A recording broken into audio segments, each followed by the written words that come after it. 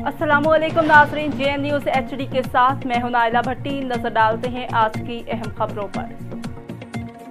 बिहाड़ी district news reporter doctor Wazir Hussain चन्नड़ की report के मुताबिक डिस्ट्रिक्ट पुलिस ऑफिसर बिहाड़ी ईसा खान की हिदायत पर पुलिस थाना ठेंगी के जराइम पेशा अफराद के खिलाफ कार्रवाइयाँ।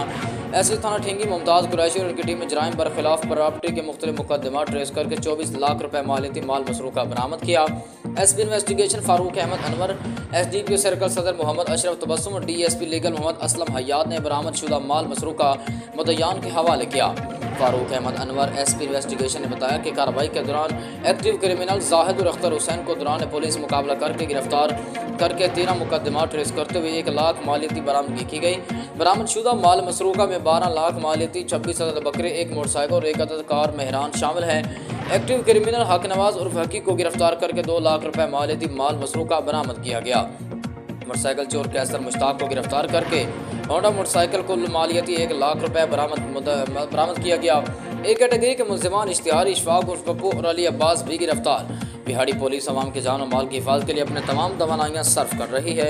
DPO बिहाड़ी मोहम्मद ईसा खान के विजन के मुताबिक बिहाड़ी पुलिस हम वक्त जराइम पेशा और मनशियात के खात्मे के लिए सर्वकफ है।